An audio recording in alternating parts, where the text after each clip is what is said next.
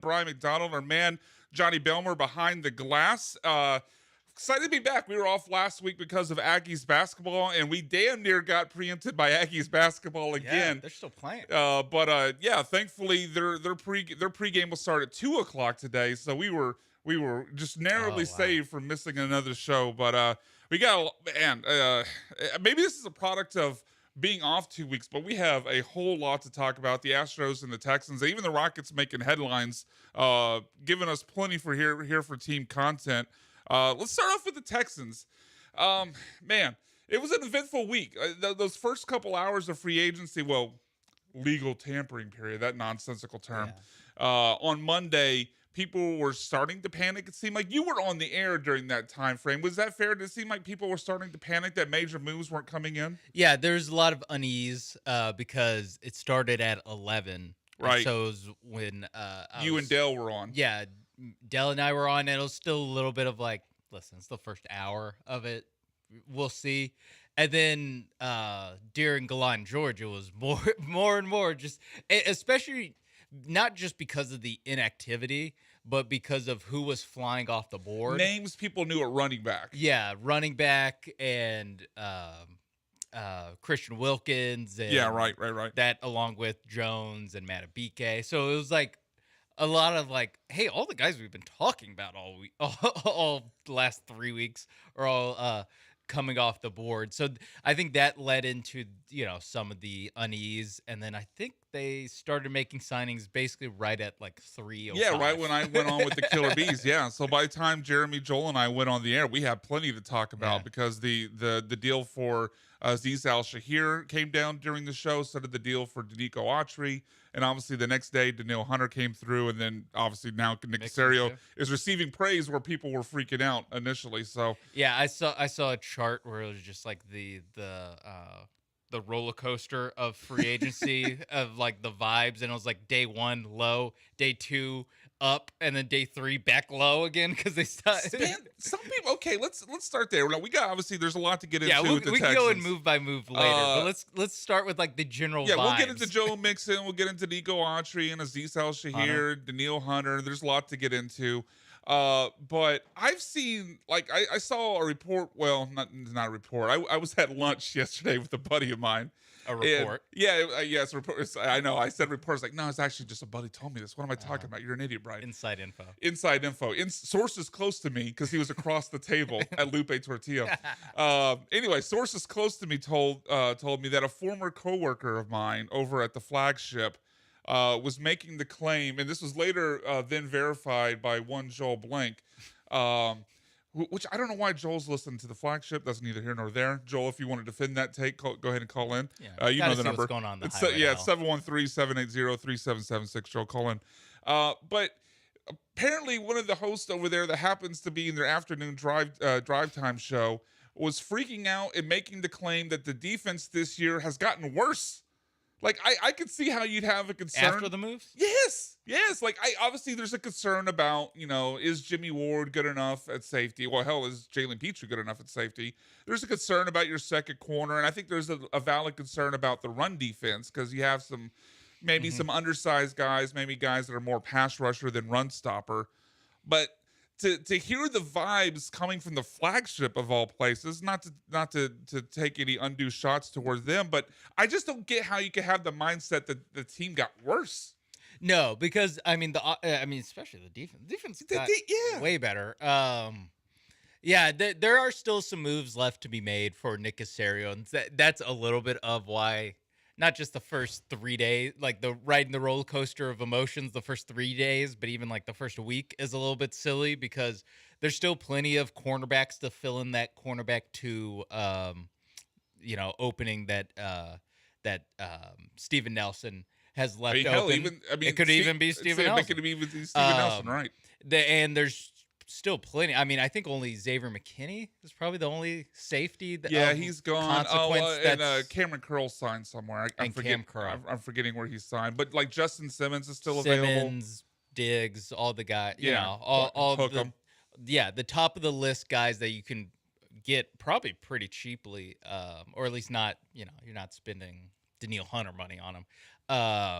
So there's a lot of holes still are not a lot. There's like 3 big ones, really. Yeah, I mean, we're talking about 3 holes, not 16 holes, right? And you still have what? 5 more weeks until the draft. Yeah, so I like mean, you still have so much free agency time to plug something like I safety, think they can add, yeah, corner. safety, exactly. I think that's what you address in free agency. If I'm giving Okay, advice, put on the sweater vest, put on the vest. Yeah, I look think, like the clown freak and tell us what you're gonna do. I think, and we'll talk a little bit more about their trade out of the first round. Yeah. But especially with the trade out of the first round, you're probably not going to be able to get a starter at corner, because if you can start day one in the NFL at corner, you're probably not going to be a second round pick. So, yeah, that's definitely a reasonable take. So I think going with the DB spots in free agency is probably the way to go, and then address defensive tackle in the draft in the second round is probably how I would do it. Obviously, still a lot of time because of the surprising. I think the most surprising part of Texans free agency was the reshuffling of the front 7. We knew that they were going to make moves along the front 7, but the fact that Grenard, Malik Collins, and Sheldon Rankins. It's completely other than Will Anderson's the only returning starter. Yes, that to me is the surprising part. How about you? Yeah, that is fairly surprising, but I mean, I guess in hindsight we shouldn't have been surprised, because literally as soon as DeMeco Ryans took the podium after the playoff loss to the Ravens, like one of the first things he told us was, we have to fix our defensive front. I think we heard that at times, like, you're the 6th ranked rush defense, but he's obviously looking at these guys, and specifically it seems like with Malik Collins, like, that ain't good enough. Yeah, I got to do better than that. And I took that as he's looking to add to the unit, as opposed to an overhaul. Get these jokers out of here. Yeah. So I mean, you talked about safety and corner. What to you is left to do this offseason? I think you identified obviously a few holes there: safety, corner, defensive tackle next to Danico Autry. Yeah, I think you throw in running back depth and wide receiver 3. Like, how would you prioritize those needs for free agency and then the draft? I'd go cornerback number 1. I'd go defensive tackle number 2. And really you just need kind of a plugger type. You don't need, like, Danico Autry can bump inside on pass rush downs. I mean, I think he's gonna have to play there a lot. I mean, if you got Danielle Hunter and Will Anderson on the edges, I guess it's more of him not going in there on passing downs, but it's more of getting him off of there in rundowns. I think that might be the more targeted way of saying that. But yeah, I think those two, and then after that, those 2 spots, I think it really is kind of a grab bag of either running back depth, because they're not, all these positions aren't like super problematic. Like, the second running back is not as big of a deal as your second cornerback, because you have to put 3 of them out on the field at the same time. You're certainly right. Yeah, same thing with safety, where it's like you can just go in there with Petrie and Ward. You would like another option, but it's not as big of a hole as those 2 other ones. Same thing with wide receiver. It's really a case of either they're going to cut Robert Woods and add a receiver, or they're just going to roll in there with Robert Woods again. They can stand pat at wide receiver, but they can also, there is an easy swap they can make there. And then some offensive line depth. Yeah. Oh, yeah. I didn't even mention left guard. Although they did get Charlie Heck. Yeah, so left guard still I'm just going to completely ignore that you mentioned Charlie Heck there. Yeah, I think you're right in identifying the top 2 needs, because for the same reasons you mentioned, like, they have at least people who seem at least capable, as far as like Damian Pierce as a backup running back. And now the re-signed Noah Brown at wide receiver. Mm-hmm. But with defensive tackle and cornerback, to me, they still need starters. Those are the 2. Like, we listed 6 needs, I think. Of the 6 needs, defensive tackle and corner, the 2 spots. Like, they can't go into the season without adding to that. Yeah, and that's the reason that that safety and running back, other than just like where they fall on how important these positions are, it's also the fact that you can depend on, or you can at least talk yourself into, bounce back from Petrie and bounce back from Damian Pierce at running back, two guys that were 2022 draft picks that looked awesome that we were in super high 2022. on. Yeah, a year ago. So they were the young stars of this team before We were they talking about drafted all the Dameon new young Pierce. stars of the team. Like, oh my God, he's one of the top young running backs in the league. He should have rushed for 1,000 yards in his rookie season. So and now he's a bum. Yeah, people talk about him like he's not even on the roster. Yeah, I mean, when you look at the second half of the season, I guess this is why. Obviously, corner and D-tackle are the biggest needs, but running back depth seems like a big need. We'll get into Joe Mixon probably the next segment. Yeah. But second half of last season, when you look at the game log, Dameon Pierce was getting one, maybe at most two carries. Yeah. Singletary was getting 99% of the work, and I feel. And this will roll over to the next segment here in a second. But I feel uneasy about going into the season handing a running back who will be 28 like Joe Mixon 99% of the carries. Yeah, and that's why you're looking at either Pierce or more. You're gonna have to bring in someone else. Like you can't just have two running backs. So there will be another body in there, whether that's in the draft and it's a position again that you can get someone to fill that role, someone to get 10% of the carries for your team in like the fifth round. So they probably don't need to go out. They don't need a committee. They just need somebody to take 5 carries a game. Yes, it's either a minimum free agent deal or a low round draft pick deal like when it comes to fourth or fifth round pick. I'd be fine with that. Yeah, fine with that. Yeah. So, I mean, quickly before we go to break and when we come back, we'll get specifically into Joe Mixon. From where you were in your excitement level and your confidence in the Texans going into the 2024 season, 3 weeks ago to today, are you more confident and more excited about the Texans today than you were before free agency started? Yes. I would say I went from like a 6 to an 8 on the that's excitement scale. Yeah. Like because the thing with free agency is that you're trying not to sign bad deals. And one thing you can say about Nick Caserio, he does not sign bad deals. No, I mean, if anything, that was the criticism, is he sticks to his price too much.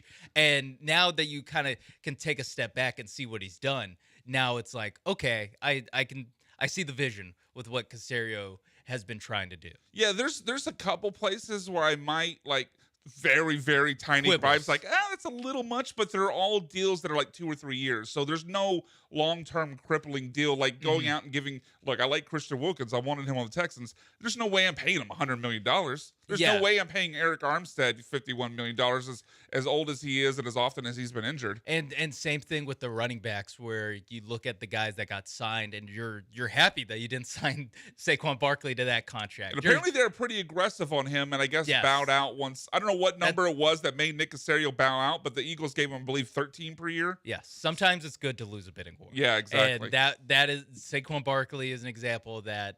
Tony Pollard is another example. Like these guys that we talked about, DeAndre Swift, not signing those contracts and ending up with Mixon, who we'll talk about more next. So, that to me is a win. Before we go to break, Johnny B, we haven't heard from you yet. You were more excited now than you were before free agency started?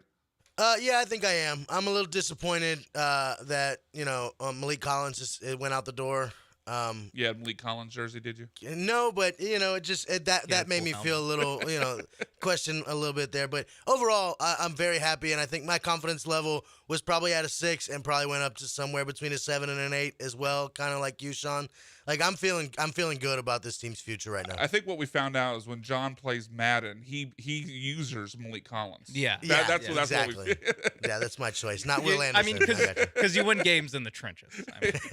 Johnny B knows that. He's old school. All right, when we come back on the Bullpen, ESPN Radio 97.5 and 92.5, we're going to dig more into Joe Mixon, both from what we can expect from Joe Mixon, how much does he have left in the tank, and also the contract extension that I think caught a lot of us off guard that they gave Joe Mixon right after the trade was made. That when the Bullpen returns on ESPN Radio 97.5 and 92.5.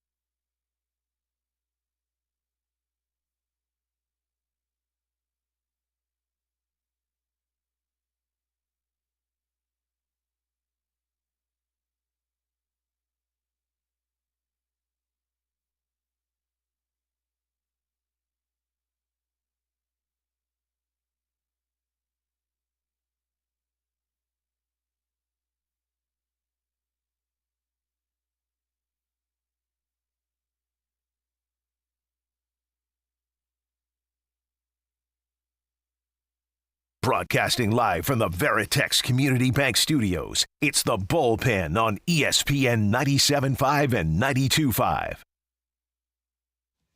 Welcome back in Houston, ESPN Radio 97.5 and 92.5. If you want to join in the conversation, whether it be about Joe Mixon or the signings of Danielle Hunter and all the other guys on the defensive side. Later, we'll get into the Blake Snell rumors for the Astros, and we'll try to get to some thoughts on the Rockets as well. If you want to weigh in on any of that, give us a call on the HRP listener line. It's 713-780-3776. You can find me on Twitter. Brian McDonald is at SackByBmax. Sean is on Twitter at Sean A. Mapes. And our man Johnny Belmer is on Twitter at Third Coast Johnny. So, as mentioned before the break, let's dive into Joe Mixon. I think, other than the off-the-field stuff, people were universally excited about the addition of Joe Mixon to this team, replacing Devin Singletary as the starting running back. I share on the field most of that enthusiasm, but I don't think he's especially going at age 28, which he'll turn in July. I don't know if he's a slam dunk far and away better than, or as much better than Devin Singletary as people are making out to be. And I'll get into some of the numbers in a second, but your overall thoughts when the Joe Mixon signing went down, or the trade. Well, initial surprise because of what you mentioned with the off the field stuff. That's just not something the Texans normally do. That's an Astros thing. Yeah, it is an Astros thing. It's a Rockets thing too. Yeah. So that was probably my initial surprise, is that wow, they're actually making a move for a guy with the kind of past that Joe Mixon does. But then after that initial thought, like thinking about it on the field, was like, okay, they got a starting running back in the NFL. That is what Joe Mixon is, and an above average starting running back in the NFL. Someone that you can hand the ball off to. Well, no one does it 300 times a season anymore, but outside of Derrick Henry. Yeah, it's really just one guy. Someone you can hand it to like over 200 times this season and feel good about the production you're going to get. He has some crazy never fumbles stats, which I'm expecting him to fumble his first game as a Texan. Why are you putting that out there? You're putting some bad juju out in the air, man. Go as the Texans. He's going to get the first play of the season is going to be a handoff to Joe Mixon. He's going to fumble, and Sean's going to be like, "See, I told you." Yeah, called it. Exactly. I might put in a slip on that one. Make a little bit of money. But no, that's my reaction was, okay, a good above average running back in the NFL who can stay on the field all three downs, and to trade him for a seventh round, or to get him for a seventh round pick. You can do a lot worse than that. Yeah, get him for a seventh round pick until they gave him the contract extension. And we'll get into that aspect in a second. But I obviously you hear the name of Joe Mixon, and once you get past the off the field stuff, you think of him as an on the field player. I believe he's had 4 straight 1,000-yard seasons. He's obviously been a Pro Bowl player, and you think, okay, this is an immediate upgrade over Devin Singletary. But as I started to dig into the numbers, and maybe this is my fault for digging too far into nerd stats, but Joe Mixon hasn't had a good yards per carry number since 2018. Like, he's been like 4.0, 4.1, 3.6. He's a 4 yards per carry. Yeah, 4 yards in a cloud of dust like it's 1962. Yeah.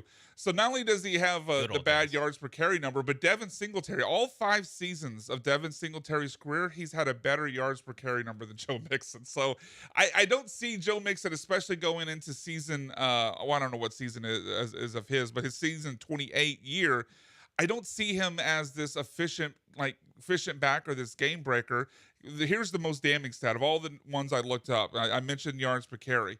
I looked up broken tackles in yards after contact. He was, I think, 40th out of 48 running backs in yards after contact. But broken tackles, Dameon Pierce, who got a handful of carries this last season, Dameon Pierce had more broken tackles last year than Joe Mixon. That is not a joke. I looked at it twice. I got the googly eyes, like a little spit take. Wait, is this per game? Like, yeah, exactly. Yeah. I couldn't believe when I was looking at it, but legit, look it up. It was on Pro Football Reference. That's fine. Dameon Pierce with his 30 carries last year had more broken tackles than Joe Mixon. So I'm a little wary on his efficiency, or maybe the expectation and the hype of we're going to get this massive improvement at running back. I don't think it's going to be that. I do see improvement is Mixon is great in the screen game, and I still do think he has some explosiveness when he's out in open space, especially as a receiver and in the screen game. Yeah, no, that is the key. Texans haven't had that since Arian Foster. Yeah, that is such a key difference between or not between him and Singletary necessarily, because Singletary is pretty good in the pass game, but as far as like an every down back kind of guy, that is an element that Joe Mixon definitely brings. And yeah, especially with a team that's really, I mean, for as much as we talked about running back, like this team has C.J. Stroud as its quarterback. Like they're gonna pass the ball a lot. Like I would hope so. Yeah. so getting a guy who's capable of running between the tackles, but also can catch the ball and make plays as a receiver, that is basically the two attributes that matter the most. Maybe throwing pass protection too, and that's about really all you need out of a running back when you have C.J. Stroud as your quarterback. So getting into the contract extension, I don't know if this caught you guys, you and Dell and Joe and Paul off guard, but when I saw the contract extension, I was pretty surprised. Not only, I mean, for all the reasons we talked about, he's going to be 28 in July, so he's an older running back. It feels odd to extend him what will now be, if he got all of it, hypothetically, I know it's obviously not a given that he gets all of it, but it'd be his age 28, 29, and 30 seasons.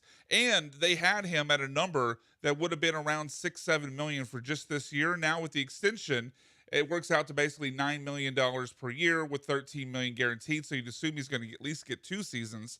I just didn't see the reason or the need to extend Joe Mixon. I was happy, on the field to have him this year and then move on, hopefully find someone in the draft or find another veteran in free agency next season. What were your thoughts on the extension?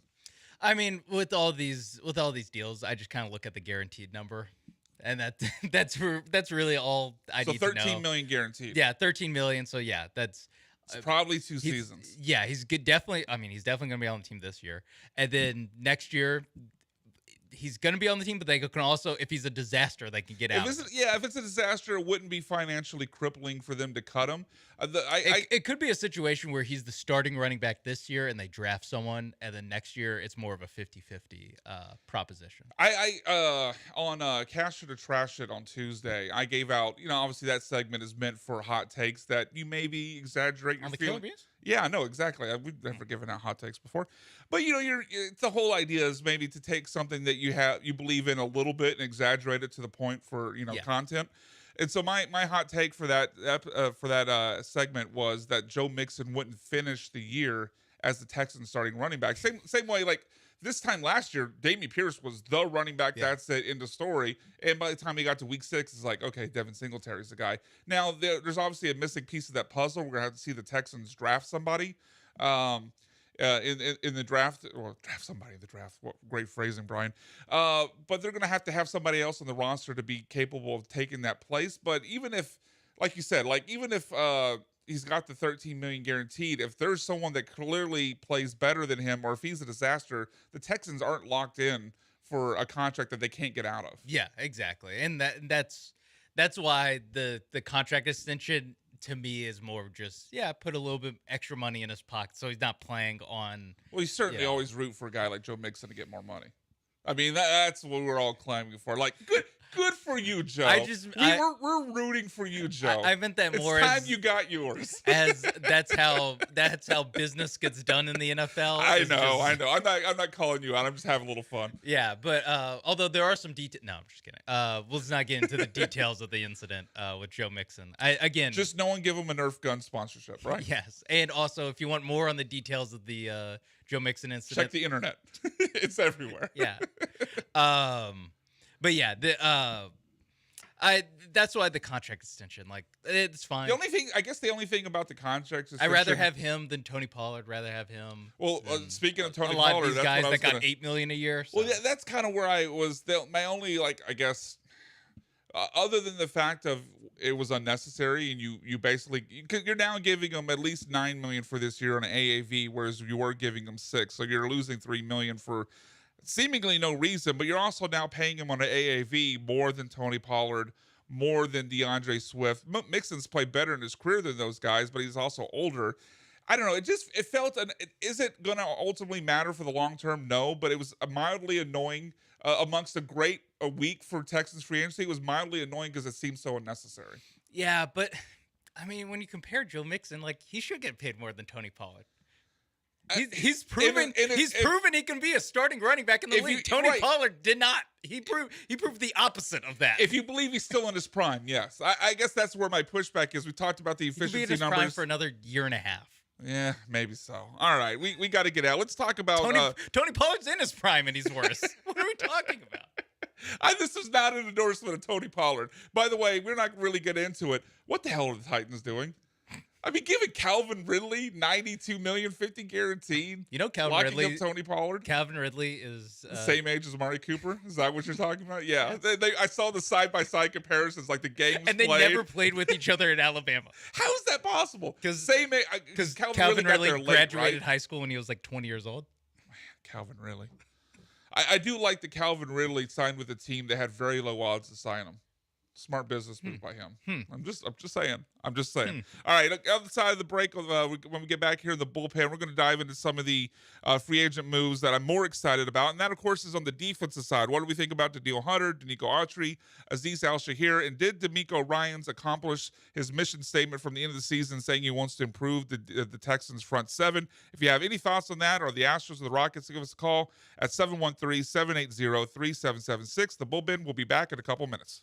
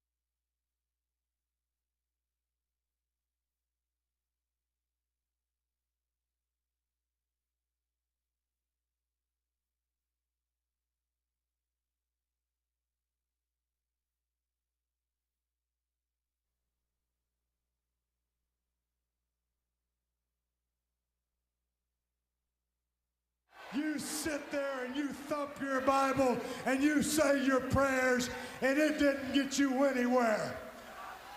Talk about your Psalms, talk about John 3:16.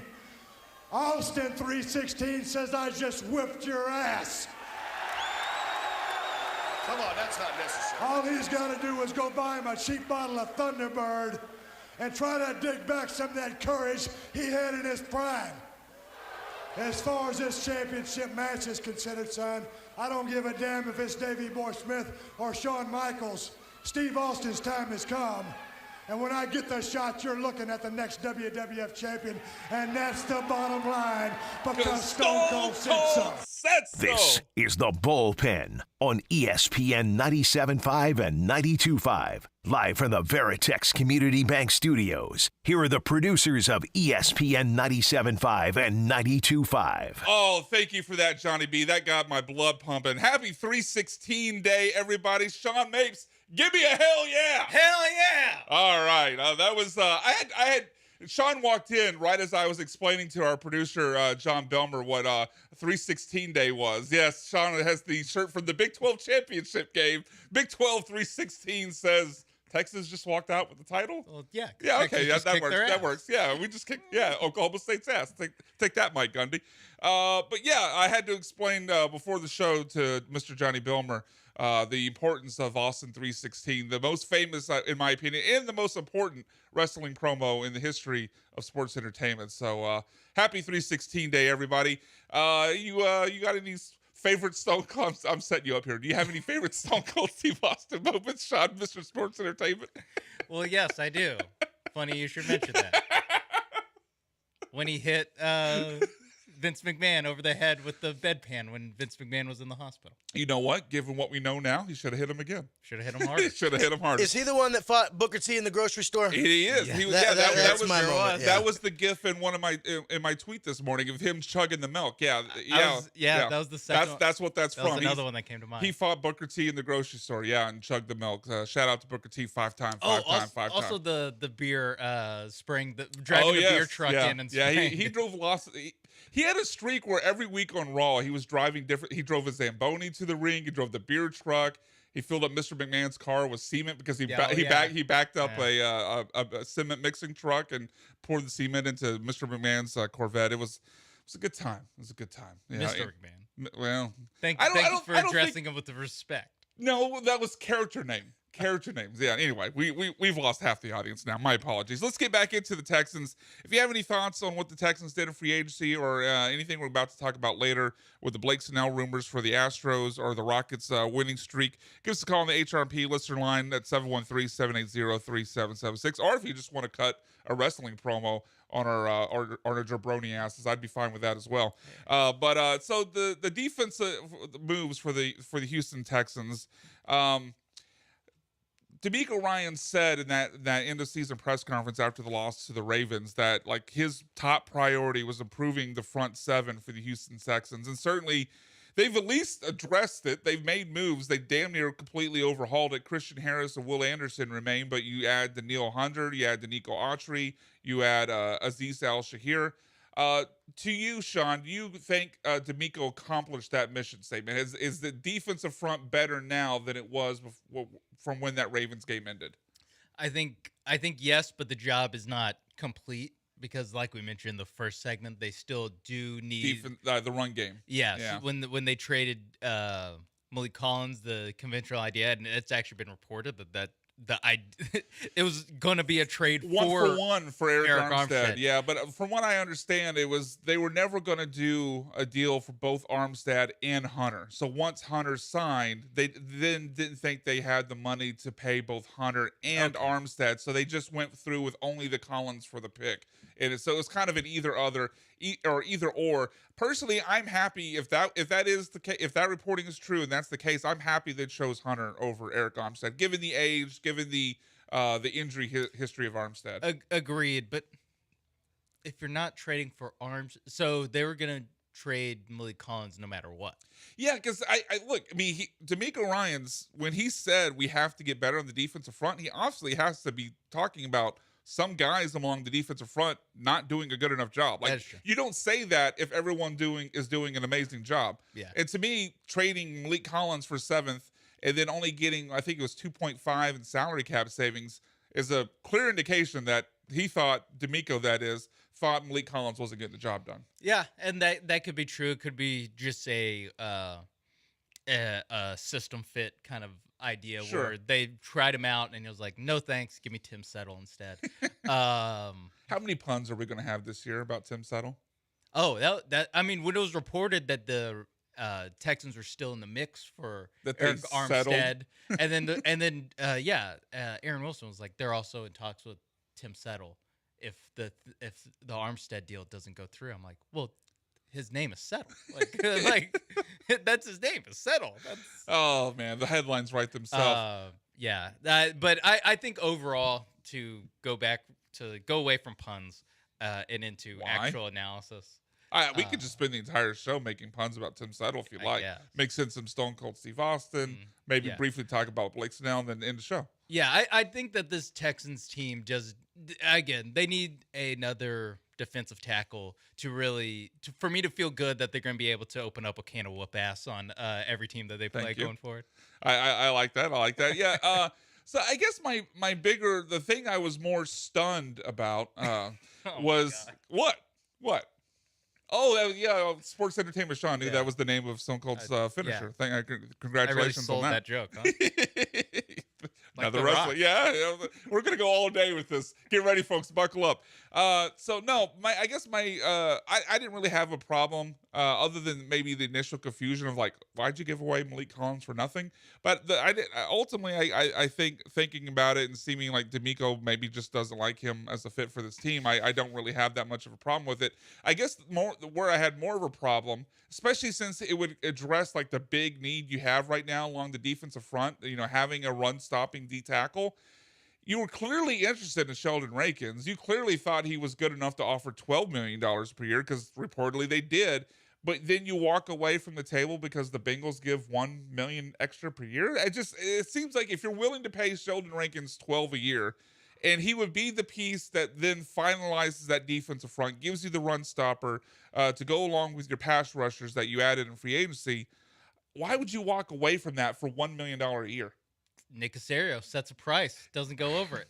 Man, I guess it's just like you can set rules for yourself, and then every once in a while, I'll be like, isn't that a case? Can I break this one? Well, yeah, because it seems like you're setting a rule that, like, you have to. I think even if you set a rule for yourself, you have to use some common sense at time. Like sometimes where setting a rule can hurt yourself because now by not paying that extra $1 million per year, you're then opening up another hole that you have to spend more money on. Presumably, you will spend more than $2 million on replacing what would have been Sheldon Rankins. So it seems like it would actually cost you more to then pay a whole nother player compared to giving Sheldon Rankins an extra $1 million per year over a 2-year deal. That is true, but maybe they think they can reallocate that extra $10 million somewhere else.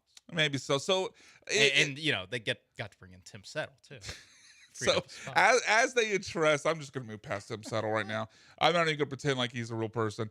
So as they go about addressing the defensive tackle position, it sounds like you're in agreement with kind of my mindset. Is that needs to be, I hate to use the word specialist because he's a starter. I don't really want maybe somebody that can do a little bit of everything, but it seems like they need to focus on like a run-stopping big dude, which immediately to me thinks, maybe T'Vondre Sweat the second round. I mean, that's of course what both of us think. But yeah, that is the general archetype of defensive tackle that we're looking for, is someone that is, I guess, more of a run stopper, but can obviously, you would appreciate some versatility in what they can do, because overall you do need depth. So you kind of need these guys to do a little bit of everything, because what if there's going to be injuries? Denico Autry misses 3 games. Look at where the Texans were going into playoffs, and obviously edge rusher, not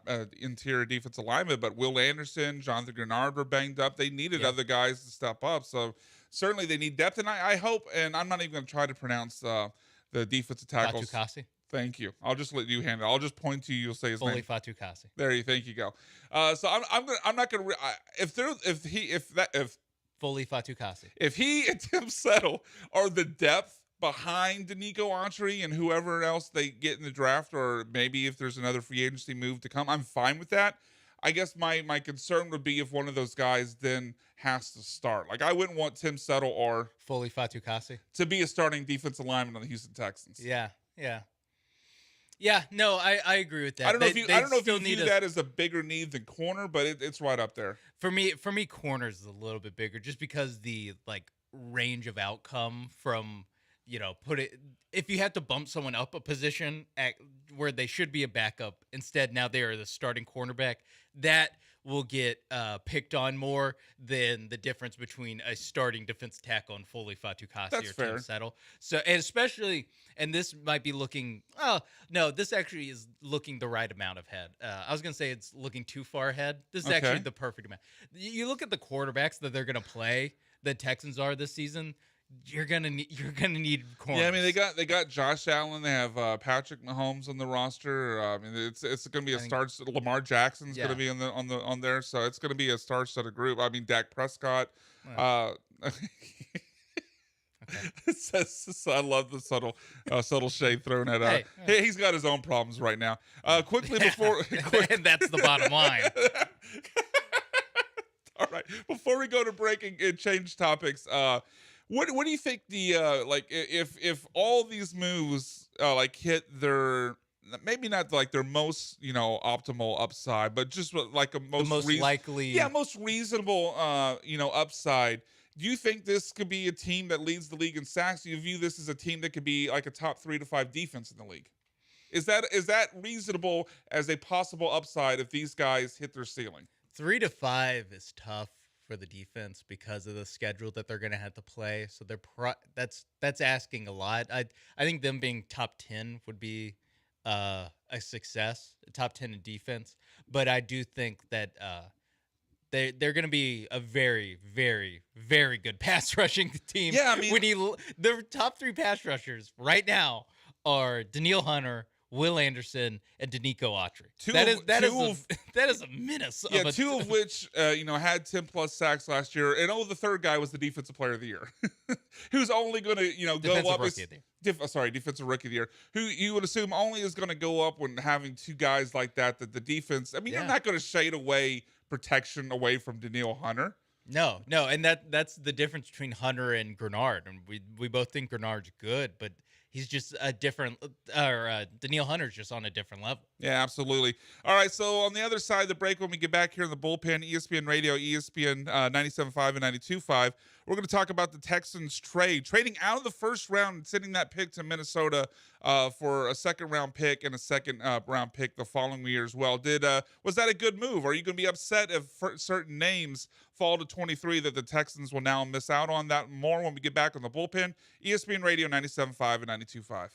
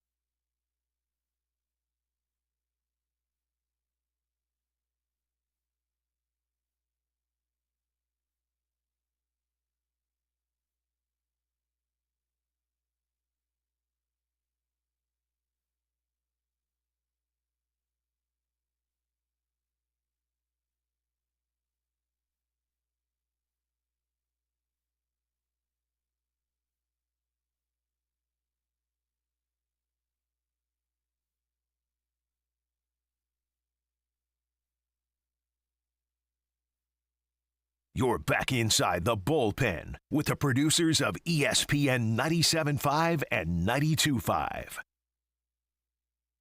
Welcome back in, ESPN Radio 97.5 and 92.5. Coming up next segment, we're going to talk about the Blake Snell to the Astros rumors. At 1:15, we're going to get into your Houston Rockets, who suddenly can't lose on the road and have won 4 in a row. And then at 1:30, our man Michael Carroll, who you hear every Sunday on Comicast, 10 a.m., here on ESPN Radio 97.5 and 92.5, will join us to talk about some of the new movies coming out. X-Men 97 starting up on Disney Plus next week, and a whole lot more. And we will finish the show with Mount Rushmore Plus One, the greatest segment in the history of Western civilization. But first, Sean, you have some info for the listeners who might want to watch us on YouTube.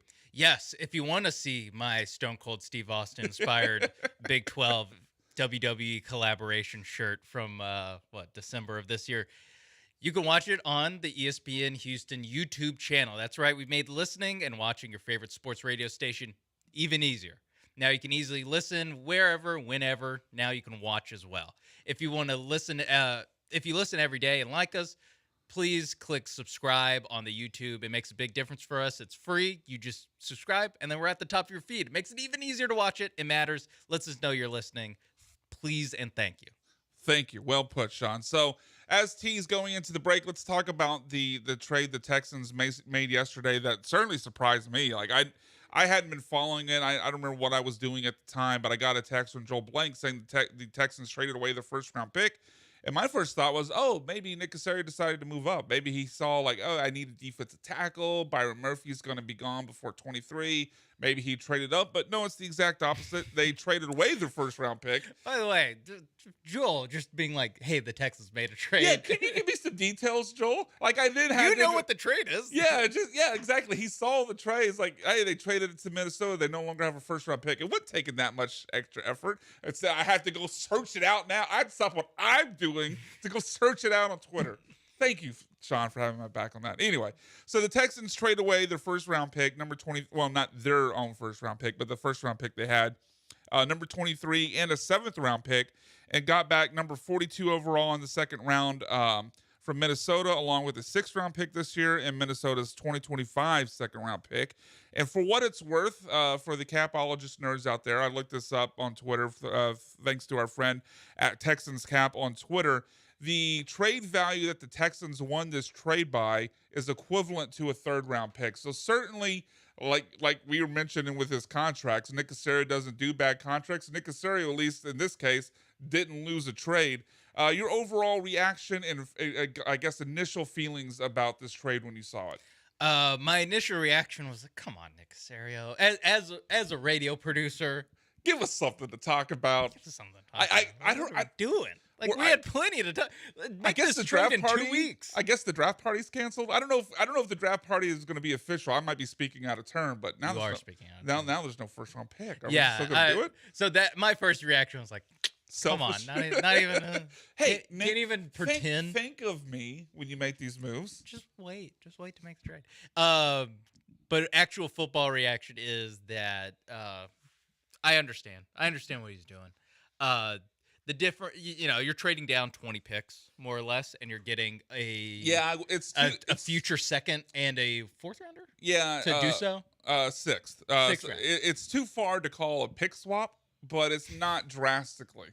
I mean, it's not. It's definitely not a pick swap. It's definitely not a pick swap because, like you said, it's 20 spots. But at the same time, it's not 1 to 20. Right. It's, yeah. Exactly. That's an important distinction. It's 23 to 42, and at that part of the draft, there's not huge difference amongst the talent that you're drafting from. So to pick up an extra pick this year and a second round pick next year, especially from the Minnesota Vikings, who real quick looks like this is the move before the move for them to trade up for a quarterback. Yeah, I fully believe they're going to take their own pick and the pick they got from the Texans and try to trade up. My initial thought is they're going to try to trade. I don't think they could get up to the top 3 to get, Jaden Daniels, Caleb Williams, or Drake May. I think they try to trade up to 6 with the Giants, who, if they're keeping Daniel Jones, they may be willing to move back to the Minnesota's pick, which I believe is 11. Yeah. And then that would allow the Vikings to draft, I presume, J.J. McCarthy. Yeah. I don't think that's a great pick personally. It's just a whole other conversation. But that's kind of where it seems like they're going. And no matter who they pick, you're gonna think that that's gonna be a pretty high second rounder next year. Exactly, with that's the silver lining of this. I think this pick next year, the second round pick you got from Minnesota, is probably likely going to be a top 40 pick. Like, I don't think the Vikings are going to win more than 4 or 5 games this next year with whatever or whoever their quarterback is, whether it be Sam Darnold or a rookie. I can't see them winning more than 4 or 5 games. Yeah. No, I agree with that. So, again, so now you're trading back to, you're basically going to get let's just say the 42nd pick 2 years in a row, right, for trading the 23rd pick this year. So that, I mean, it's a very Nick Caserio move. It's a very Patriots move. I understand what the why the Vikings called Nick Caserio. I assume they called Nick Caserio first to be like, hey, we need someone to trade that wants to trade back out of the first round. Are you calling Nick Caserio Mark? Did the Vikings pick out of Nick Caserio as an easy mark? Not a mark, because they lost the trade. Okay, that's fair. That's fair. It's more of a. I know it's the way you're phrased, like who's the sucker that we could get to trade back? No, it's Nick not. Caserio. It's not even who's the suckers. Okay, who's itching to trade out of the first round? That's a good point. Nick Caserio. Yeah, don't let the vest fool you, man. Nick Caserio is like a shark, man. Sharks, they have to keep moving or they'll die. Nick Caserio has to keep trading or he's gonna die. It feels like Nick Caserio cannot stay still. Trades in 1-year deals. Yeah, exactly. It's this lifeblood. You just need the hit. It's his life. Yes, exactly. He just needs the hit of the Rappaport. Just a little. And he's good to go. Yeah, he's good to go. I also another reaction from the trade. Go ahead. Has anyone lost a trade on the value chart by trading back? Oh, that's a good. I feel like every time you trade, because it's like the smart people you're always just getting more picks. Yeah, the smart people always wanted. Like for years, they would praise the Patriots every time they would trade out of the first round. It's like, oh, by draft they got, but. Yeah, that's a good point. Has anyone traded up and because you could say Nick Caserio last year traded up. He would have lost on the trade value. But you lost on the value. Has anyone lost on the value by trading down? Back. Man, I don't think there's any way we can look that up, but I'm fascinated to know if anyone happens to find that out, please let us know. Texans hit us Cap up if you're listening. Yeah. Texans Cap, hit us up. Sean A. Mapes, he's Sean A. Mapes on Twitter. I'm Sack by B. Michael. You follow us. But anyway, that sounded really conceited. But he doesn't follow me. Okay, well, he follows me. I guess I'm more big time than you. I don't know.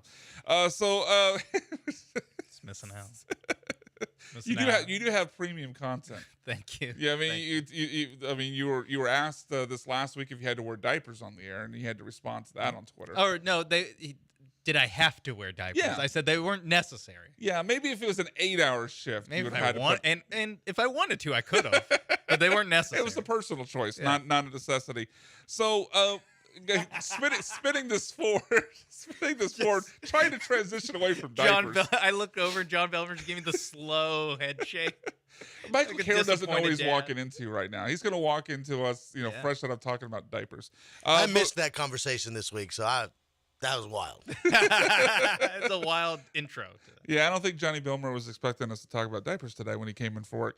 But what does this tell you about the Texans draft plans? To me, when we're looking at mock drafts, before this deal, most people were projecting the Texans to take a defense lineman, specifically a pass rusher, sometimes corner. Occasionally, there would be someone that, for some reason, put in an offensive tackle. Or wide receiver. Yeah, occasionally there was the wide receiver. I think an early mock draft had Brian Thomas out of LSU going there to the Texans at 23.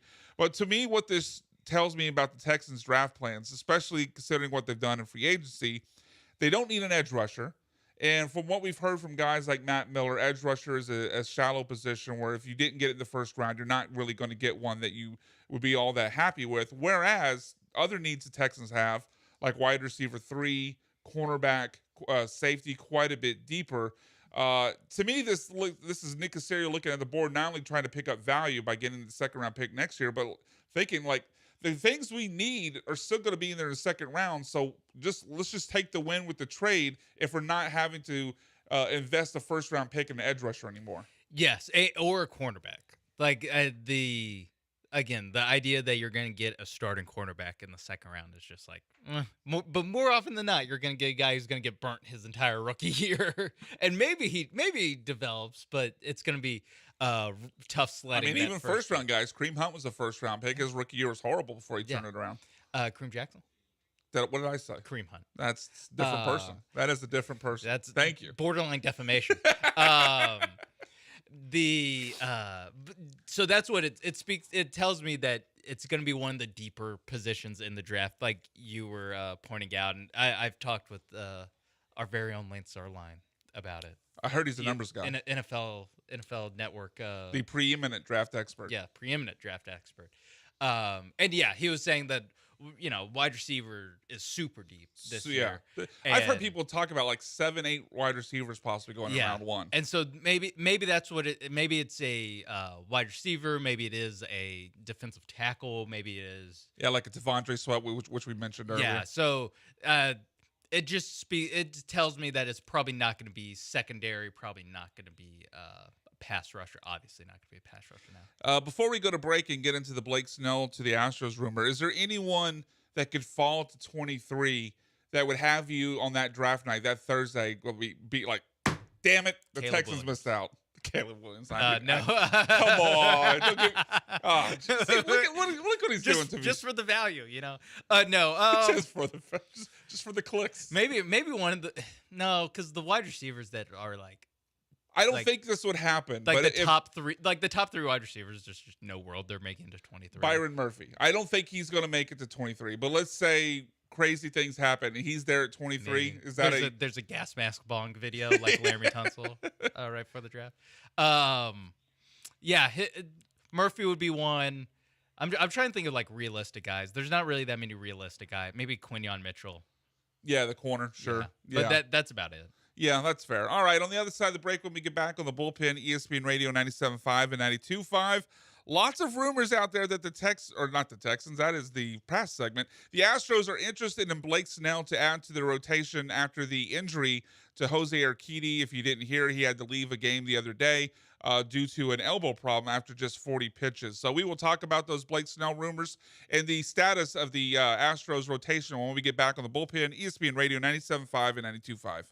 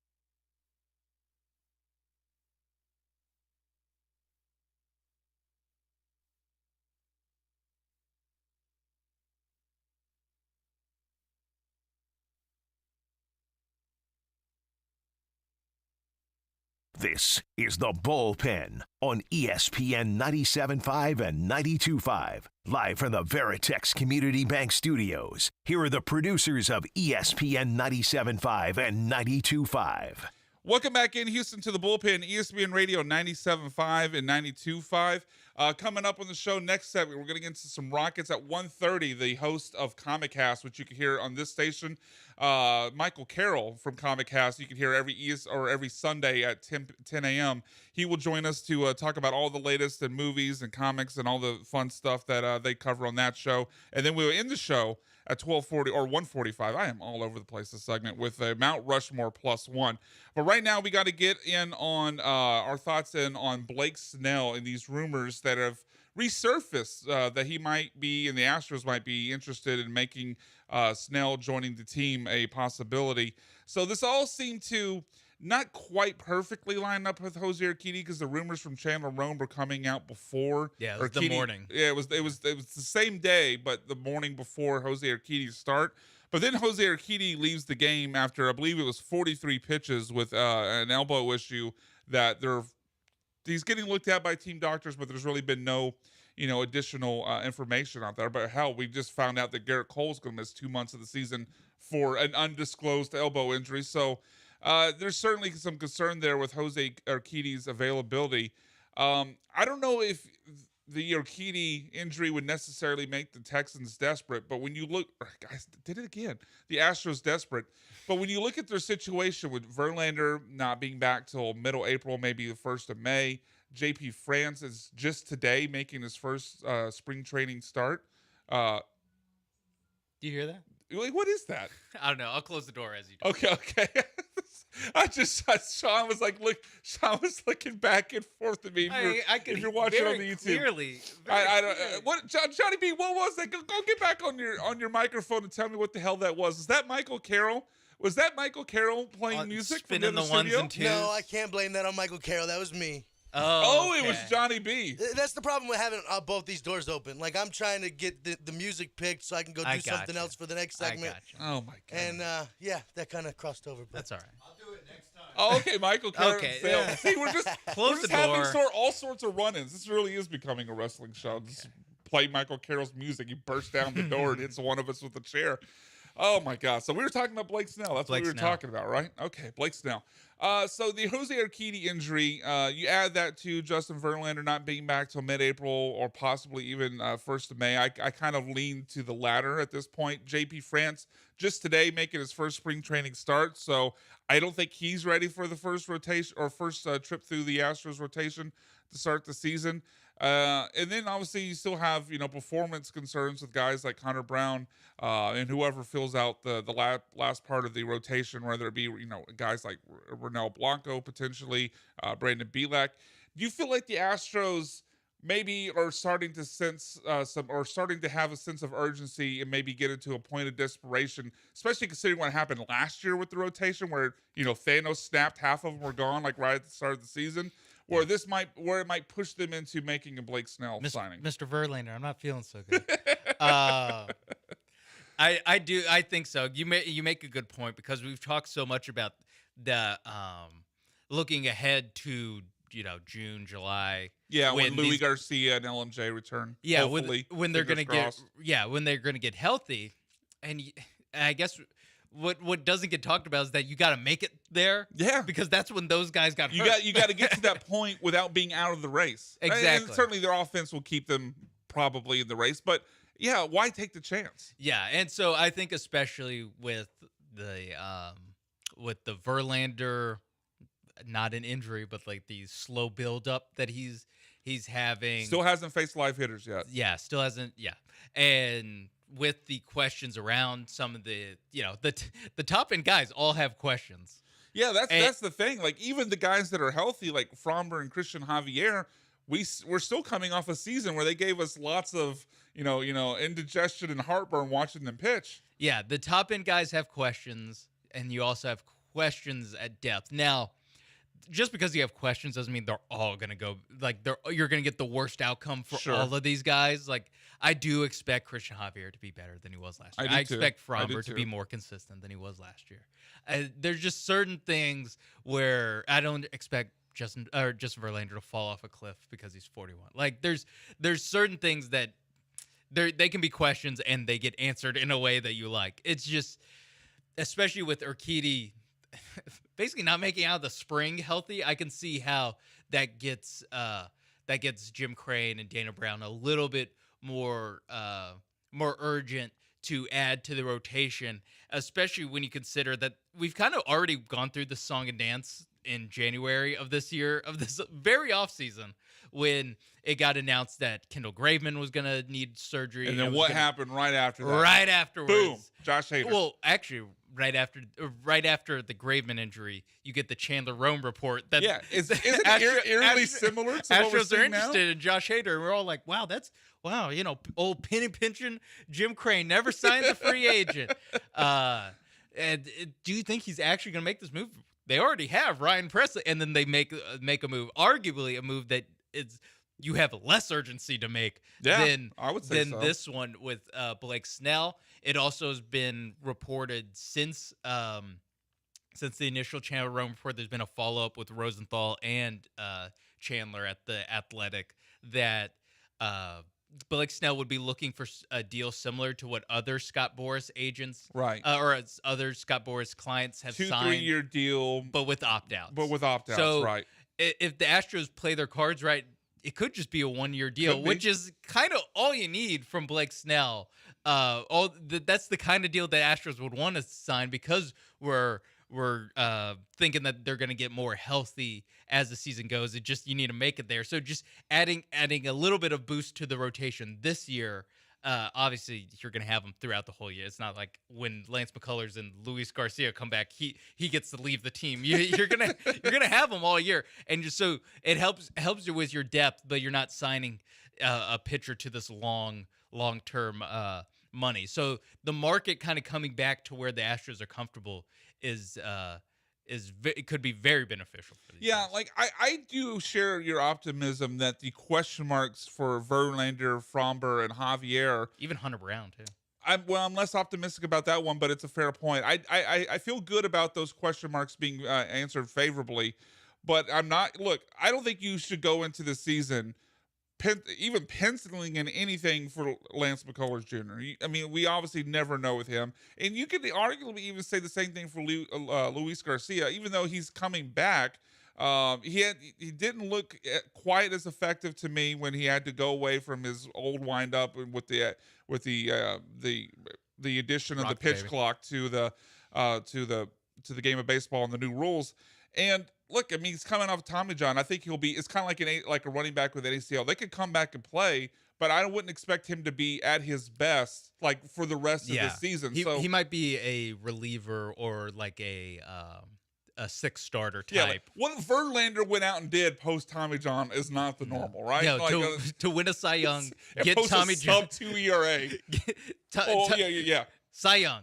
Tommy John out for the next year. Cy Young.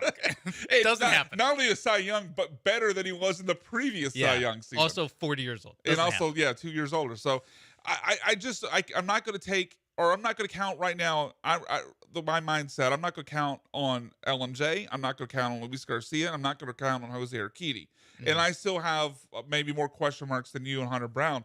So I think it's damn near a necessity to sign Blake Snell, as you mentioned. Maybe you get those guys back in June and July, but you still got to get there. And not only do you got to get there, this team, although they were one game away from the World Series, they still have a team in their own division with arguably the best offense in all of baseball, a team that you're going to have to go through to get where you need to get. So adding a guy like Blake Snell, a two-time Cy Young Award winner, is a big step towards getting past that really great offense that you had trouble with last year, at least in the postseason. Yeah, one thing about Snell though is that he does walk a lot. He doesn't go very deep in games. He walks a lot of guys. About Snell, like when you look at his baseball reference page, he has the Cy Young. Then he has 4 years in between where he's got 2 seasons with an ERA north of 4.20, and then Cy Young again. Yeah. So there is. And that brought up, I think, some debate on our show, The Killer Bees, and I think with people on like Astros Twitter, like Blake Snell or Jordan Montgomery. I think the difference is going to be not necessarily in performance, but I think Jordan Montgomery already having a ring and this is what I've seen reported, is probably going to be more comfortable with holding out for the long-term deal. Whereas Blake Snell, he's got the awards at home. He's got the Cy Youngs. He doesn't have the ring from his time in Tampa and San Diego. I could see him, look, the season's coming up. I don't have a ring. Let me jump on and ride the coattails like Kevin Durant and jump on with the championship contender and try to get that ring before resetting my market and trying to go and get the money the following season. Yeah, and that makes sense. It makes total sense. It makes sense. And I would prefer Jordan Montgomery. It's just, I read that. Like, how long you willing to wait? Yeah. Because I think he's willing to wait. That, and I read the Chandler Rome article, and Jordan Montgomery only came up once, and it wasn't in the reporting part. It was in the more of the speculation part of the article where it was because Blake Snell doesn't really go very long in games with the questions with the middle relief of the Astros. Maybe they look for Jordan Montgomery. That was the only time his name came up in the report. So this is specifically about Blake Snell. I agree, because part of that Chandler Rome article mentions that Jim Crane at last year's trade deadline had a fascination was Josh Hader, who obviously they went out and got, and Blake Snell, who apparently they were in talks with for San Diego, but for whatever reason the talks fell through. So Jim Crane just loves San Diego baseball. Huh? Just loves San Diego baseball. Up late at night watching MLB.TV, just being He's Padre. He's the guy that signed up at the half season price for the for the MLB extra innings package. He can stay up and watch the San Diego. One quick thing, and I just think it's funny that Chandler Rome tweeted this after the obviously after his report yesterday morning about the Astros' interest in Blake Snell. And after, in the afternoon, Urquidy pulling himself out of the start, citing elbow pain. Chandler Rome then just tweeted by itself. This is just a stray tweet from Chandler Rome. Jose Urquidy, like Blake Snell and Jordan Montgomery, is represented by Scott Boras. Period. That's the only tweet. So, I maybe now I'm trying to read too much into this tweet. Is some like 5-dimensional Scott Boras chess being played on the Astros right now? Do we have some Scott Boras? Scott Boras knows the Astros are interested. Maybe he slipped a $5 to an athletic trainer, got Urquidy to overtrain a little bit, get that elbow strain, and now you got to sign my man Blake Snell. Jose Urquidy pulled himself from the game. Oh, okay. So he's being a good teammate. He's being a good teammate. He's just the Scott Boras brotherhood helping each other. So he's got like Garrett Cole. He's got if Jose Urquidy has the Garrett Cole Scott Boras hat on at any time during the season, I'm calling shenanigans on this, Sean. You might be onto something. I'm just again maybe I'm reading too much into Chandler Rome's Twitter activity. I think you're right on to this. Just I see the signs. Johnny B, weigh on this, not on the conspiracy part, but you can if you want. Yeah, I mean, you can if you want, but you feeling optimistic that Blake Snell might be a Houston Astro before we do the show again? Damn right. I don't see how you couldn't. Getting an arm like that in the starting rotation would be incredible. But I do think there's credence to Sean's theory here. Oh, I really wanted to bust out some conspiracy theory music too, but mine's just gone. Yeah, I kind of wanted like the coast to coast music. If anyone's familiar with that, that was something that played over when I worked at News Radio 740. That played overnight, and it was all about chemtrails and putting fluoride in the water and alien sightings. It was an amazing show. But we got to get out and get to the Houston Rockets. I think by the time that we have this show next, which would be next weekend, unless the Aggies, because the Aggies will be in the NCAA tournament, I would assume at this point. So unless their game conflicts with our show here, 12-2, then we will be on next week. But I think Blake Snell signing gets done before. I think it just makes too much sense on either side. The Astros have a need. Blake Snell hasn't found the market for a long-term deal. He could go chase the ring. And plus, not that people wouldn't be watching Snell anyway, but if you're doing it on the biggest stage in October, maybe that even enhances his market even further if people are seeing him being dominant with all the eyes on him in October. It absolutely. I think it helps out all sides. But on the other side of the break, when we get back on the Bullpen, ESPN Radio 97.5 and 92.5, we're going to talk about your Houston Rockets, their 4-game winning streak, the sudden resurgence in their capability to win road games, and their big game at home tonight against the Cleveland Cavaliers. That and more when we get back on ESPN Radio 97.5 and 92.5.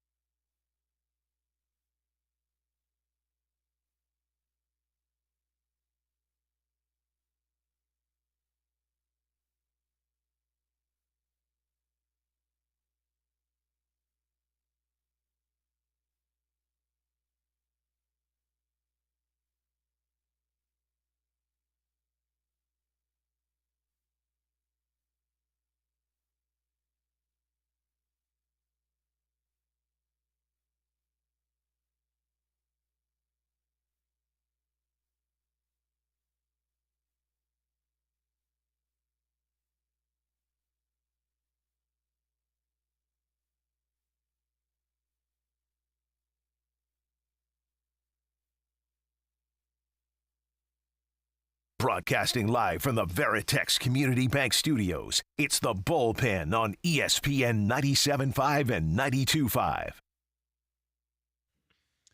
We are back, Houston. Welcome back into the Bullpen, ESPN Radio 97.5 and 92.5. If you want to join in on the conversation, give us a call on the HRP listener line, 713-780-3776. This segment, we're talking Rockets.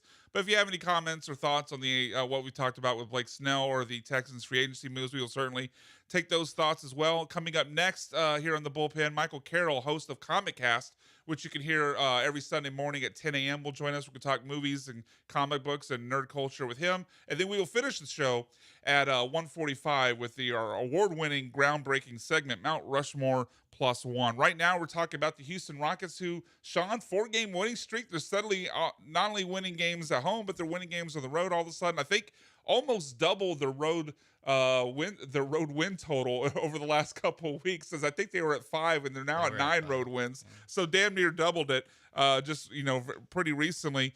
Obviously the last game I believe was against the Spurs, so not the best team in the world, but they got road wins over the Kings and over the Suns recently. So it's not like all these road wins have been against cupcakes. Your overall thoughts before we dig into the different player performances, but the Rockets now just 3.5 back of the Warriors. Feels like it's possible, maybe. What are your overall thoughts about this Rocket resurgence, especially with Albi Şengün missing time, but yet they keep winning?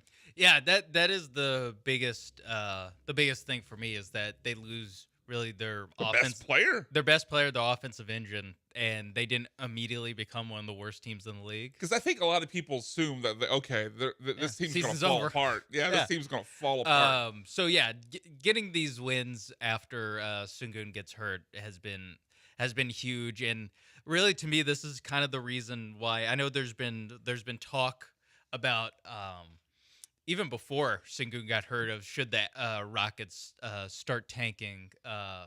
You can say the name. What? Oh, I thought you were going to call out Jeremy Brand. He said that? Jeremy started that conversation here on 97.5. Okay. Well, there's been conversation about it, and this is why you don't do it, is because there's still some things left in the season that you can build off of if you keep playing like competent NBA basketball, if you keep playing real basketball games. And now we're at a point where Ime Udoka, when he talks to the team, can credibly say, hey, we're still alive for the postseason. 3.5 back with like 15-ish games to go. Yeah, it's still possible. And so that's why, a big Jalen Green night. Oh, he was best game of the season arguably. And it just means more. Shout out to the SEC. We're watching SEC tournament right now on our TV here. But it just means more because he's doing it in a situation and on a team that's still trying to win games. What? Still trying to win games. Oh, okay. You said win games. Okay. Yeah, that's the bottom line. So you're not getting those empty calories. Someone needs to score a lot on basically every NBA team. You mean the Steven Silas era? Yes, the past Jalen Green resurgences or surgences, not even resurgences. Yeah, just surgences that we've seen in previous years, where Jalen Green becomes an awesome basketball player the last 6 weeks of the season. It's like, he's going to get 30 shots a game because there's no one else to take him. Yeah, and so keeping a real kind of ecosystem for these guys to play in, getting a little bit of a sneak peek of Jabari Smith playing center for this team is something that going forward could be something that they do more of like in bench lineups, like how Denver plays a lot with Aaron Gordon at center when Jokic is on the bench, just kind of going smaller in that way. And so you can still test stuff out without your best player, and being able to do that and still win games is more important to me, or is more valuable to me than gaining like a 0.5% of keeping your pick.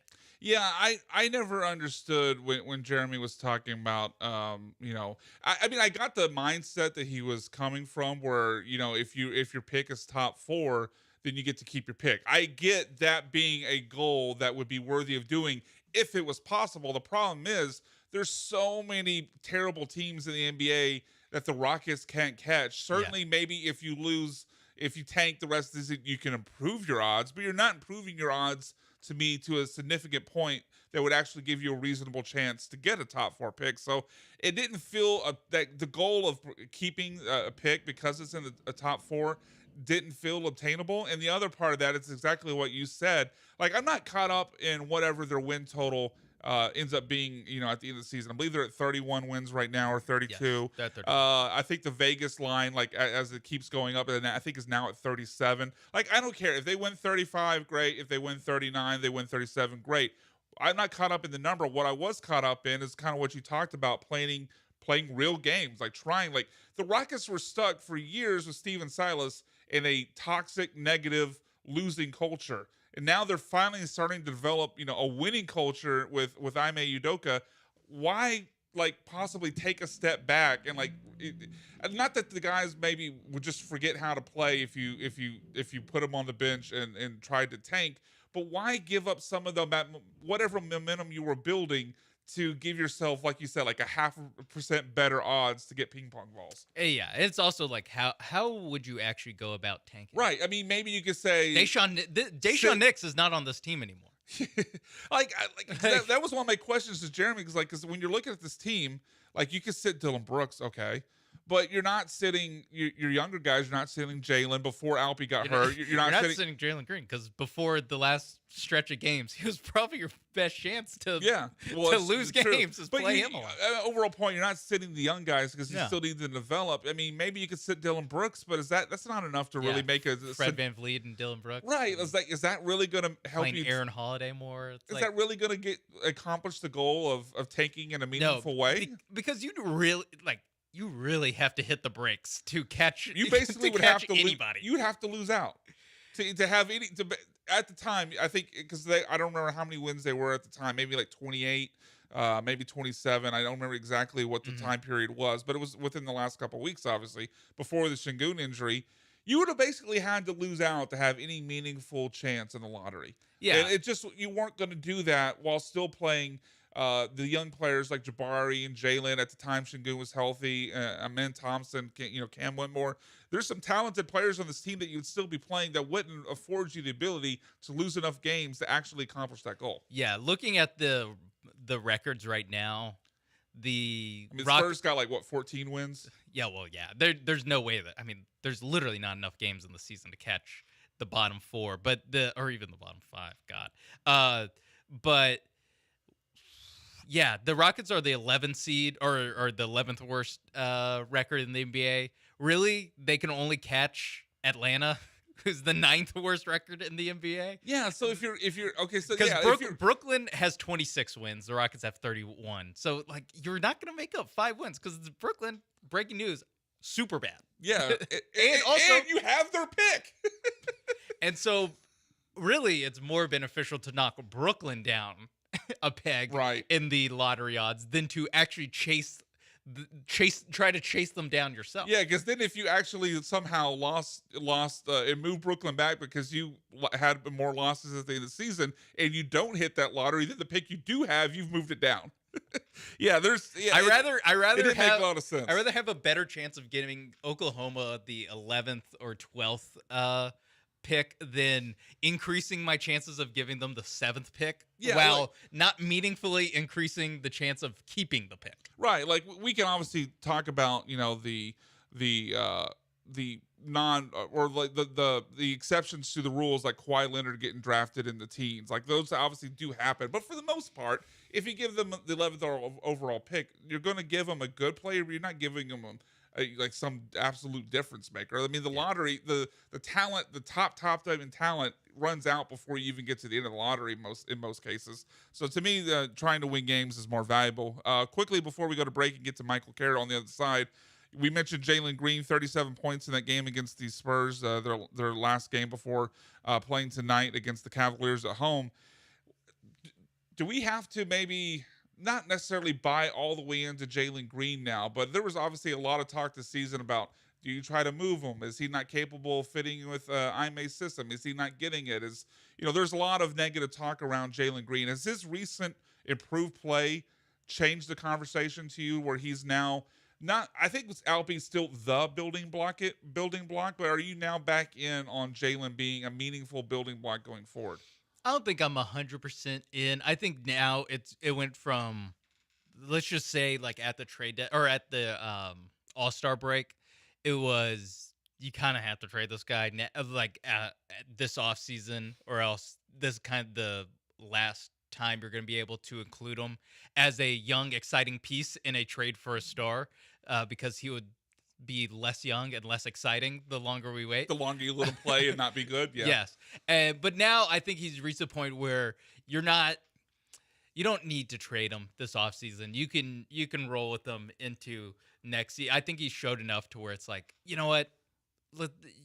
You can give him one more chance, or if there is a trade to be made, you're also not, you're not weeping about it. He hasn't proved himself so much that he's untouchable, but he's also played himself, I guess, back on the team for next year. Yeah, that's kind of my feeling. It's not like, oh my God, you have to like. Yeah, I think he's played well enough to go, okay, let's run this back and see, give it a further look. But if there's a situation where, let's just say, the Boston Celtics lose in some embarrassing way. Jaylen Brown's available? Yeah, and Jaylen Brown's available, and you need to trade Jalen Green for Jaylen Brown, which would be super confusing. Everyone would screw that up for like the first year. Oh, yeah. No, I would. I know I would. I absolutely would. They also spell Jalen differently. Yeah. So I think a situation like that where if Jaylen Brown became available, then I think Green would be more. He would, I think, be the most likely piece to go out for sure. That would make sense. You're not trading him now for like just a Zach LaVine type. Yeah, or I think Mikal Bridges was brought up quite a bit. Like Mikal Bridges, by the way. Yeah. Thumbs down. He's having the opposite of what Jalen Green is doing right now. He's playing himself out of being a star someone trades for. Because that name was Kelly Eco brought up that name with Joel and I a couple of weeks ago. But I think Jalen Green is playing himself past the point of being somebody that you would trade for. Jalen Green is playing better than Mikal Bridges. Right, exactly. All right, we got to get it out. We got to get to Michael Carroll on the other side, the host of Comic Cast, which you can hear every Sunday here on ESPN 97.5 and 92.5 at 10 a.m. He and his co-hosts talk about all the latest with Marvel and movies coming out, nerd culture, comic books, video games, and whatnot. Michael Carroll will join us on the Bullpen at ESPN Radio 97.5 and 92.5 when we return in a couple minutes.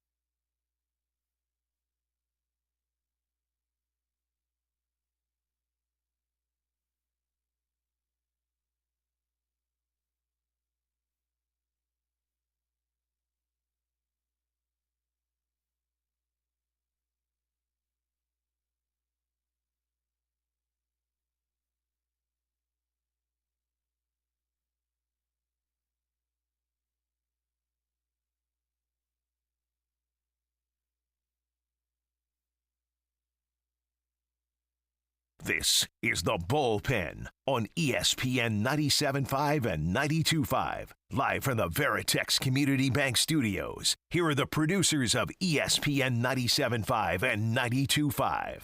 Welcome back in. 2 segments left here in the Bullpen this week. ESPN Radio 97.5 and 92.5. It's myself, Brian McDonald, Sean Mapes, our man John Belmer behind the glass. And joining us this segment, you can hear him every Sunday here on these airwaves at 10 a.m., the host of Comic Cast, along with your co-host, Jean.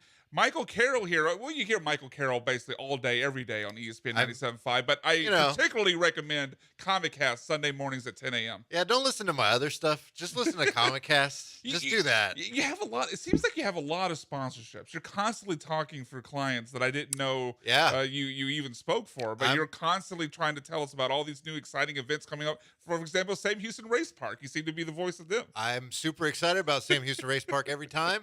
Also, you're going to hear me as the proper term, I guess, would be astronaut in an upcoming commercial. Oh. Hey, tease. Ooh. Oh. International Space Station Carol over here. Yeah. Okay. All right. I'm excited for that. I'm excited for that. What I'm also excited for, Michael, coming out, what day would it be? I know it's next week, but X-Men 97, the reboot of the reboot of the animated series will be out on Disney Plus. I believe they're putting 2 episodes up as a double premiere, and then I assume they'll do what they do with every show. It'll be 1 per week after that.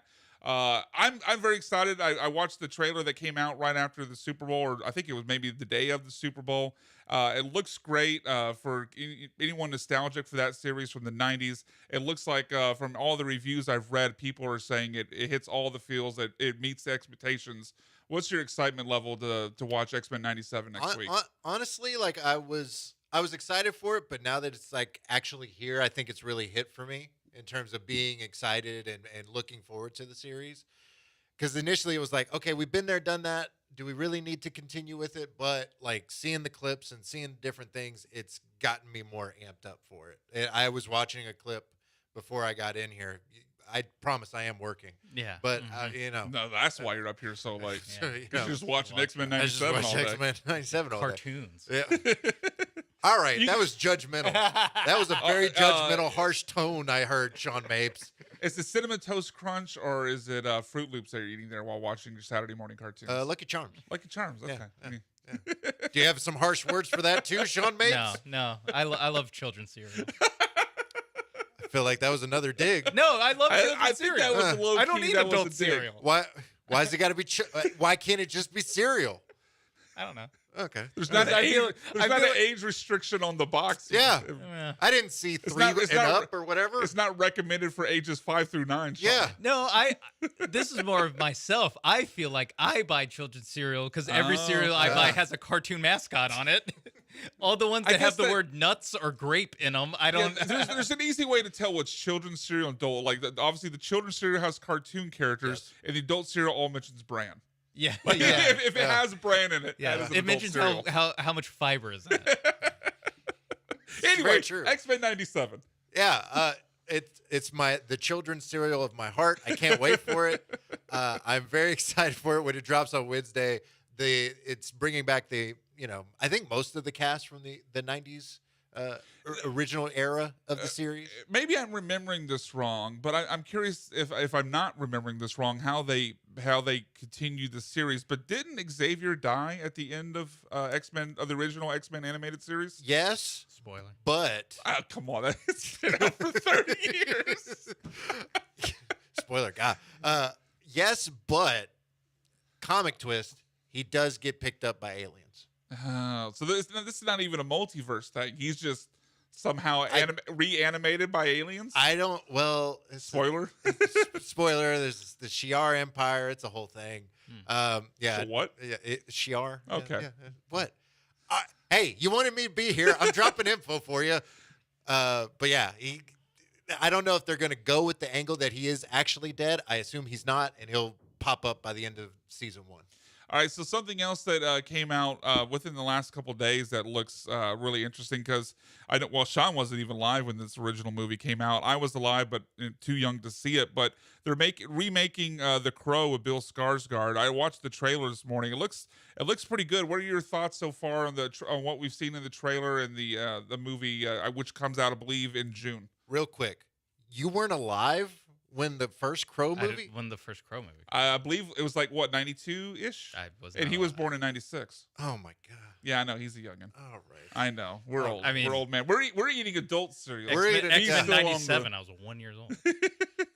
I thought that in the back of my head, but I didn't want to bring it up and feel old. But yeah, the Crow, the new Crow, I watched the trailer this morning as well, and Bill Skarsgård seems like the perfect casting choice for it. It feels like every time I see a new trailer, like whenever Bill Skarsgård is involved, it's like, okay, I'm in. Like for some reason, like I just find him believable. Yeah.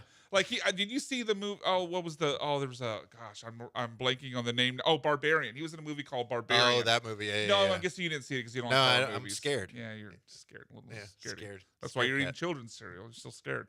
Adult But- cereal, thank you. But anyway, the Crow. So, what are your thoughts on the trailer? I liked it. I think it's. I don't remember the first one being as gory as this one looks. Yeah, I don't really have any memories. of it. I don't. But Neither do I. hey, I'm all about it. It looks good. It looks very action heavy and action focused. Is there a comic book attached to the Crow story?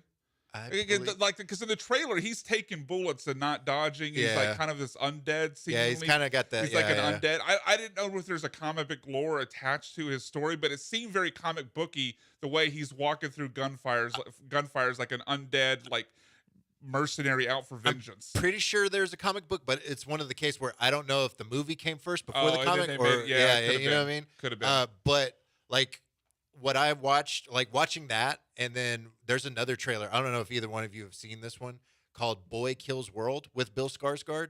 No, is it No. a sequel to Boy Meets World? No, The sequel everyone asked for. yeah, the sequel everyone asked for. No, he played. Wait, is Topanga in this? If so, I'm in. No, that's, Okay. sadly, no. Disappointing. There is breakfast cereal though. Okay. But he plays a deaf mute, like person. Oh, I have seen this. You've seen this? I've seen the trailer for this, and the voice is Archer. Yeah, H. John. John Benjamin. H. John H- Benjamin. yeah. Yeah. Also the voice of Bob from Bob's Yes. Burgers. Yeah. Yeah. So if you watch That that looks trailer and watch the Crow So back this to is back, this is an animated. Then? no. This is he I just heard you said the voice, so I assumed it was animated. because he's deaf and mute. They have a narrator. He has Ah. an internal narrator in his head, and it's H. John John Benjamin. Benjamin. And it's because it's the last like video game character that he heard, and so Wow. he uses Before his going, yeah, voice. Yeah, before Okay, going. Yeah, I am very interested in this now. It I'll is have to. So there's a trailer out. I'll have there to is go a watch trailer. it after Yes, the show. yes. I just had one small thing on Bill Skarsgård. You know, this is the second time he's played someone called Crow, or the Crow. He played Crow in really? Eternals. Why'd you have to make me remember Eternals? No one wants to remember Eternals. I didn't think Eternals was that bad. I mean, it's people not like Madame Web, but it's maybe the worst. Okay, random question for you, Michael. Worst movie in the MCU, like the main MCU universe, the of Secret Invasion. That's a TV show. I Oh. said movie. Oh, Good answer though. I thought it was a good that answer. is a proper answer. That but is the right specifically I thought it was movie. going to be a trick question to make me say Secret Invasion. No, I'm hoping you say Eternals, but you can give your honest no, opinion. I don't think Eternals. I would honestly. Thor: Dark World. No, honestly, this Hulk? might be recency bias, but Ant-Man and the Wasp: Quantumania. That was bad. That was yeah, not that great. was real bad. That was not great. That was real bad. It was in, like I should That say, was real bad. again, outside of Secret Invasion, it's you can watch it and like I guess. it's it's not like terrible. It's not like I hope it's not like Marvel- Madam Web. Is what I I'm hope saying. Marvel has learned a lesson in that Gotta bash movie Madam Web. So many has. strays. Madam Web's like, Web. finally, people are stop talking. About it. Although Sydney Sweeney saying she hopes she could come back in the Spider Universe if she could play or act alongside Zendaya. So look out for her whenever the next Marvel MCU. Zendaya? A lot of Did people. I say Zendaya? I don't And know. then Zendaya? Bill Burr calls me out for my pronunciations all the time. He also dropped Kelly Aiko. I wing Kelly it. Aiko? I May Udoka. I love his yeah. ecosystem podcast. Exactly. Yeah. It's called ecosystem. Like it's the easiest I told device you, to remember. every time the name comes up, I just wing it and hope for the best. There's no rhyme or reason as to what pronunciation I will give for. Hey, I respect. Hey, You're lucky I get your name, Michael Carroll. it's a struggle for me every day. All right, that is the voice of Michael Carl, the host of Comic.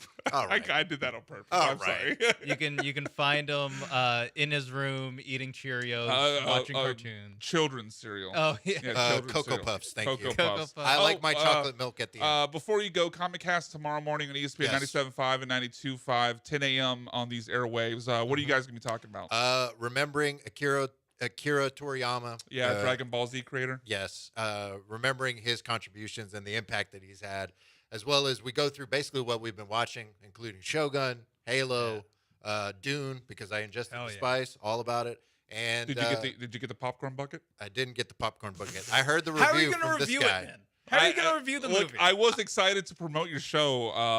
I'm not now. It's not an official recommendation by the Bullpen. Incomplete review. Yeah, Oh, Didn't have right. the bucket. Yeah, all right. That is the voice All right. of Michael Carroll. You'll hear him on everything on the station, but especially, I mean, other than the Dune review, you can't trust that. But you'll hear him on Comic Cast tomorrow morning, 10 a.m. every Sunday on these airwaves, ESPN Radio 97.5 and 92.5. Michael, thank you for joining us today. Thank you. I'll get the bucket next time. I'm And sorry. if you're ever up here watching cartoons on Saturday again, you're always welcome. Thanks, when, man. when you're not doing work. All right, one segment left here in the Bullpen, ESPN Radio 97.5 and 92.5. We will, of course, finish it with the most award-winning segment in the history of sports radio, Mount Rushmore Plus One.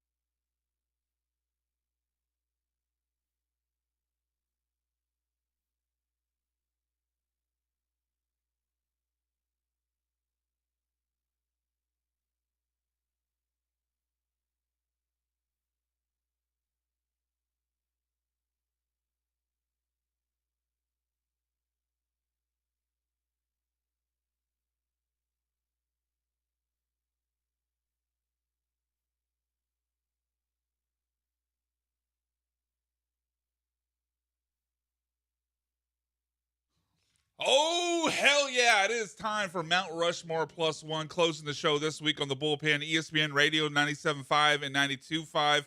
Brian McDonald, Sean Mapes, our man John Belmer behind the glass. We are finishing the show in style with the most award-winning segment in the history of sports radio, Mount Rushmore Plus One. And gentlemen, if you don't mind, I will start off first, paying tribute to a fallen comrade, the Falcon, Fred Fowler, unfortunately passing away a few days ago. But he will be the inspiration behind my Mount Rushmore Plus One for this week, and that is the best animal nicknames in sports. The best animal nicknames in sports. I thought about doing Falcon's this. a good one, too. Yeah, it is a good one. I thought about this initially doing this as like animal nicknames that I'd like to give myself, but then I was like, that's probably gonna get weird if I try to get people to call me 5 different ones. Yeah, if I'm gonna try to get people to call me Tiger, that's a little weird. Yeah. So I ended up ditching it. And Ryan the water buffalo. Well, that's not saying it's the worst nickname I've ever heard. I mean, people on this airwave sound like Raging Bull. Raging. Oh. He was. Well, it was an honorable mention that I would have got to if he had time, but no, he's not one of my 5 here. So my Mount Rushmore Plus One in tribute to the Falcon for the best animal nicknames in sports history. Bear Bryant. That is. I mean, I think that's a manly nickname. You're called the Bear. I mean, you kidding me? I don't even know what his name is. I have no idea what his real name is. But Bear Bryant. Oh, it's Paul. Oh, that's right, Paul Bear Bryant. We both knew that. Oh well, it doesn't matter. Bear's a better name than Paul. Shout out to Paul Gallant. So, yeah, would be better than Paul Gallant? Bear Gallant. Bear Gallant. Bring this up Monday. He needs to go by Bear Gallant. Although with what people think about Paul, that could have an entirely different connotation. Anyway, moving right along.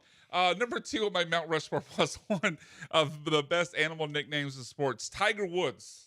I mean, real name Eldrick, but Tiger Woods. Such an improvement over Eldrick. Such a massive improvement over Eldrick. Tiger Woods, that's a great animal nickname in sports. My next one is, I'm going to cheat a little bit and have this as a tie because it's the same type of animal. Okay. Yeah. But the Black Mamba for Kobe Bryant, great animal nickname, and Kenny the Snake Stabler.